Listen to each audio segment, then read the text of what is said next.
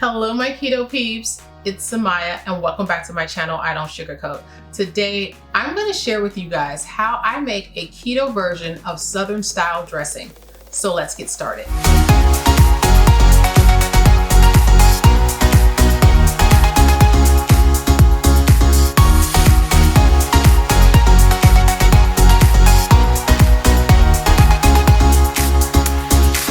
Before we begin, today's video is sponsored by Lupins for Life and Wholesome Provision. These are two of my favorite companies and I really love their products. Not only do I really love their products, but I also love the fact that they are dedicated to a healthier way of eating. Lupins for Life has a line of lupin products that will totally open up the possibilities of things that you can make on your low carb and keto journeys. Same goes for Wholesome Provision. They have a line of products, a lot that are already pre-made, things from cereal to chips to snacks, and they even sell their own brand of lupin flour, which I really love and I keep in my kitchen and I use in quite a few of my recipes. You can't go wrong with supporting either of these two companies. I'm pretty certain you're gonna love their products as much as I do. I'll leave a link in the description of this video to their websites so you can check out their stuff. Now let's jump into this recipe. To begin this recipe, I'm going to start by turning on my eye onto medium heat, letting this heat up so we can saute our vegetables here. While I'm waiting for this to heat, I am going to go ahead and start breaking down my cornbread. And this is that beautiful cornbread that I made with Lupin for Life's semolina flour. I'm telling you guys, I absolutely love this stuff and I swear by it. It made this beautiful cornbread and I'm pretty certain you've seen the video, but if you haven't, I'm gonna go ahead and I'll leave a link to it up in this corner right here so you guys can watch that video because you're gonna need to know how to make that cornbread before you can make this recipe. So what I wanna do now is I'm gonna go ahead and put some gloves on. I don't need to put gloves on, but I just don't wanna get my hands messy right now. And I'm going to break down my cornbread into a nice crumb here. And as you can see, it crumbles so easily. Okay, and I've gotten that crumbled down fairly well. And so now what I want to do is I'm going to go ahead and get my butter, and I have a whole stick of butter, which is a half a cup, that I'm going to put in my skillet here.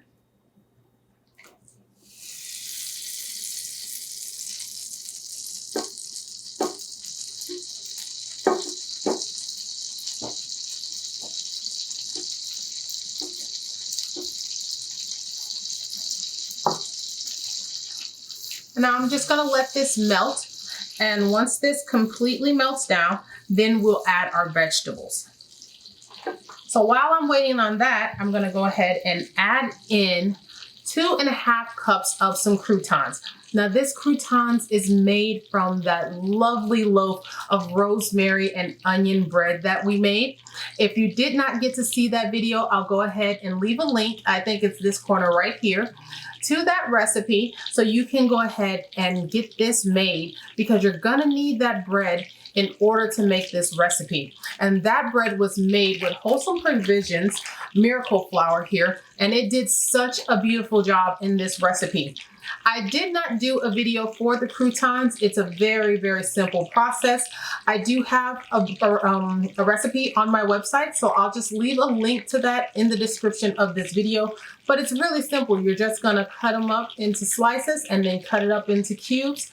Toss on a little olive oil and bake it up. Because we've already pre-seasoned the bread, you don't need to do anything else to it other than that. So I'm gonna add 2.5 cups of that to my bowl here.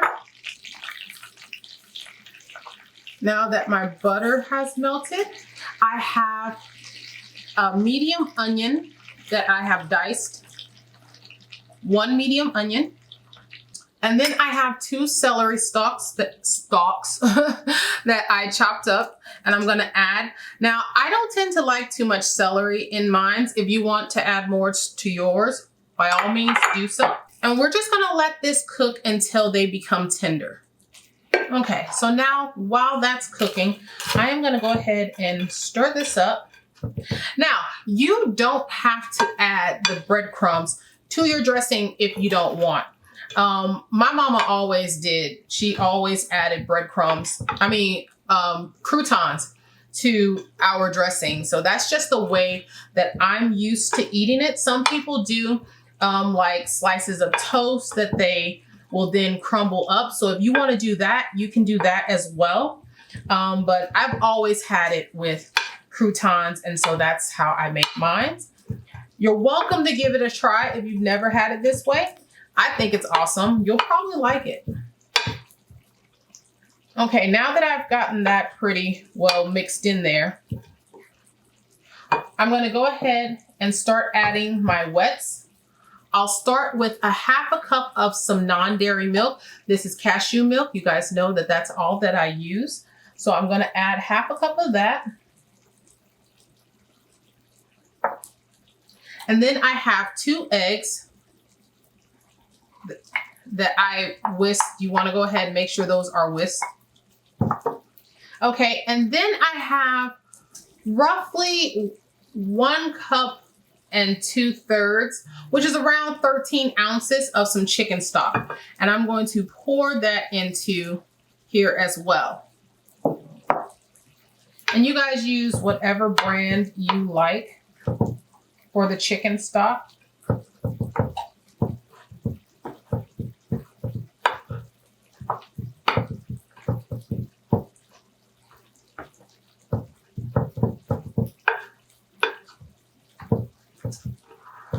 Okay, now I'm going to set this to the side for a minute. And my veggies are starting to smell so fantastic.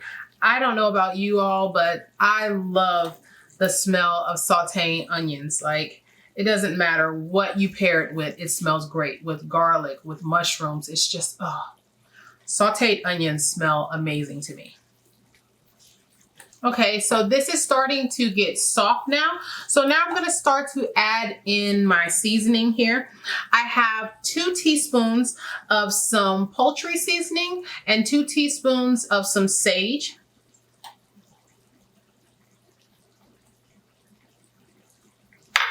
And then I have a teaspoon of salt, a half a teaspoon of some pepper, and then a teaspoon of some garlic salt.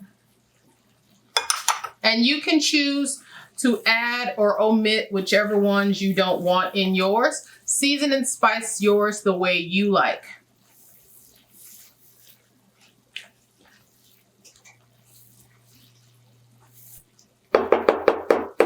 Okay, now I'm going to go ahead and turn this off. If you would prefer your onions and celery to be a little softer, then go ahead and cook it a little longer.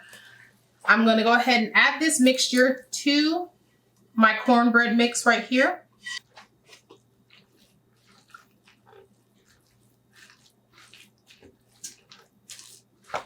Oh my gosh, now that is a smell that I am so familiar with. Okay, so I'm probably gonna add like maybe 2 or 3 more tablespoons of some chicken stock here. I just want it just to be just a little bit more moist than this. So just a sec.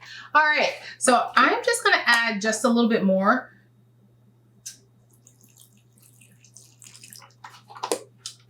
And I'm just eyeballing it there. And I also wanna add just a little bit more seasoning. I feel like I don't smell it as much as I want to smell it. So I'm adding another probably 2 teaspoons of poultry seasoning. And again, spice this and season this how you like. And then I will be adding another teaspoon of my sage.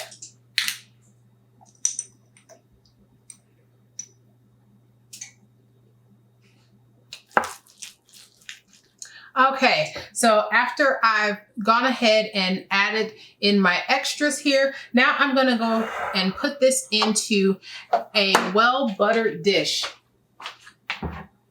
And here I have a 9 by 13 baking dish here, and I'm just gonna dump this into it.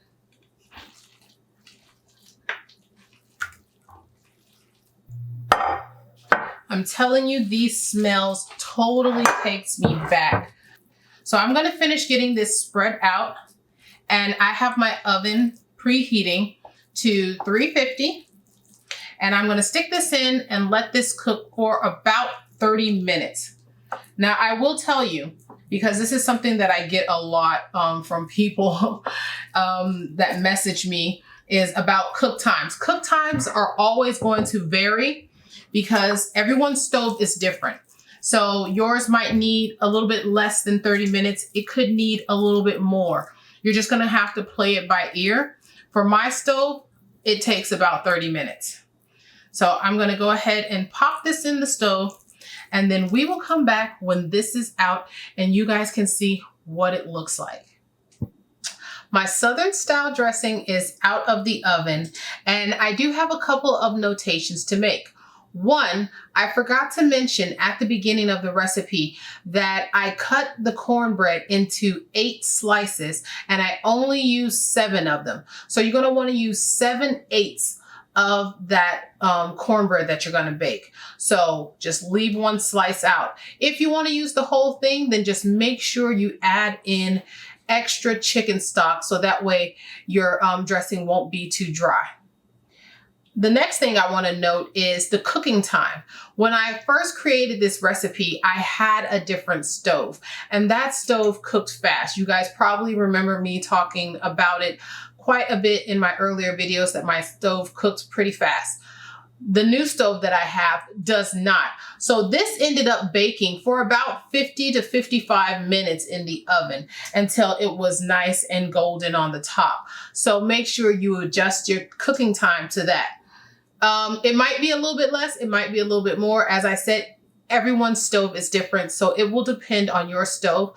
But I would say to start checking it around the 30 to 35 minute mark, just to see what it's looking like. And it shouldn't exceed 55 minutes of cook time. So now what I'm gonna do is go ahead and cut into this. Let's see, that's pretty cool.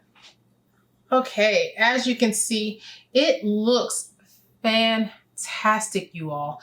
It smells so good. I'm so upset it is not my eating window right now because I totally want to bite into this and give this a try. Oh, look how hot that is.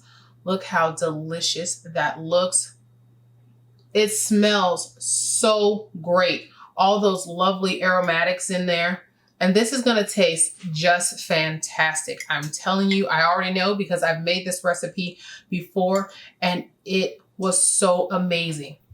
The only other note that I wanna make before I get out of here is the products. I have not gotten the official update if they've reached the US, the Lupins for Life products.